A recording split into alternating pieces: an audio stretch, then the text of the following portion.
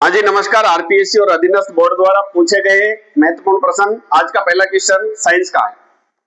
Mobile phone का आविष्कार किसने किया था?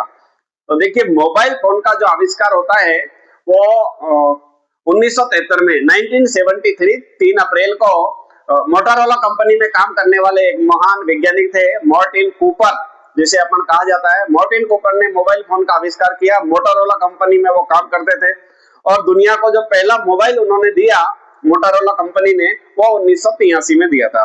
पहले मोबाइल की विशेषता बता दूं, पहला जो मोबाइल था वो लगभग 1 किलो और 100 ग्राम वजन का था।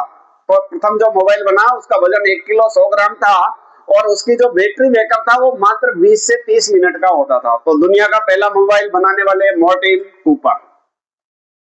हाँ जी, आज का दूसरा क्वेश्चन, अंतरराज्यीय विवादों से संबंधित प्रकरणों को केंद्र में कौन सा विभाग देखता है? देखिए, अंतरराज्यीय विवाद कौन कौन से हो सकते हैं। एक राज्य से दूसरे राज्य के जो बीच में विवाद हो सकते हैं वो सीमा को लेकर के विवाद हो सकता है, पुलिस सुरक्षा को लेकर के विवाद हो सकता है, किसी जल समझौते को लेकर के विवाद हो सकता है, किसी खनन क्षेत्र को लेकर के विवाद हो सकता है। तो ये सारे के सारे विभाग जो विवाद होते हैं वो मुख्य रूप से गृह विभाग, और गृह विभाग के अंदर सामान्य प्रशासन विभाग है, वो सारे विवादों को देखता है। यानी दो राज्यों के बीच में कोई विवाद होता है उसे देखता है सामान्य प्रशासन विभाग। हाँ जी, आज का तीसरा क्वेश्चन, राजस्थान के कितने जिलों में 50% से अधिक अनुसूचित जनजाति अर्थात एसटी जनसंख्या निवास करती है? तो राजस्थान के 3 जिले ऐसे हैं 2011 की जनगणना के अनुसार जहां 50% से अधिक एसटी जनसंख्या अर्थात अनुसूचित जनजाति निवास करती है। सर्वाधिक बात करें तो सर्वाधिक एसटी जनसंख्या अनुसूचित जनजाति बांसवाड़ा में निवास करती है, लगभग 72-73%।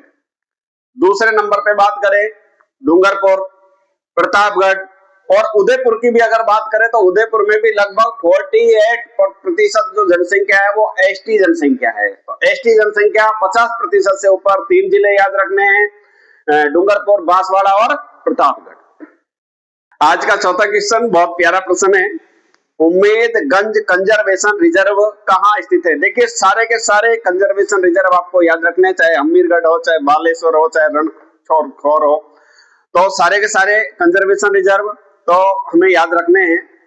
उम्मेदगंज जो है वो कोटा में स्थित है, कंजर्वेशन रिजर्व है। और एक विशेष तौर बता दूं, भरतपुर के अलावा, भरतपुर का जो केवला देव के अलावा उम्मेदगंज कंजर्वेशन रिजर्व में भी सर्दी के समय साइबेरियन क्रेन, साइबेरियन सारस आते हैं।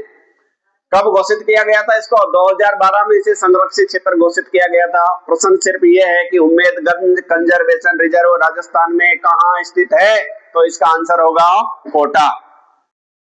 आज का पांचवा और अंतिम क्वेश्चन सबसे महत्वपूर्ण प्रश्न है, सुनिए। मीरा, कमला, सावित्री, सुकीर्ति, ये महिलाओं के नाम है। इन महिलाओं का संबंध किस प्रजामंडल से था? किस प्रजामंडल में इन्होंने सक्रिय भूमिका निभाई थी? तो मैं आपको बता देता हूं, डूंगरपुर प्रजामंडल।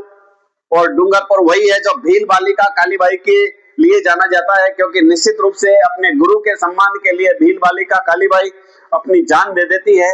और सच भी है, क्योंकि आज भी वहां शिक्षकों का इतना ही सम्मान किया जाता है।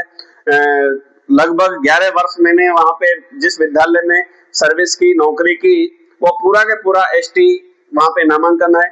और जब वहां से मैं ट्रांसफर होके आया तो सच में लोगों का रिटायरमेंट नहीं होता है। पूरे विद्यालय में उन्होंने डेकोरेशन करवाया, टेंट लगवाया, ऐसी विदाई दी, ये 2 कट्टे भर के नारियल, 60 से 70 गिफ्ट। जिन आदिवासियों के बच्चों को पहनने के लिए चप्पल नहीं थी, उन्होंने इतना प्रेम। तो एक शिक्षक को अगर प्रेम कहीं मिलेगा तो वो निश्चित रूप से बागड़ में मिलेगा।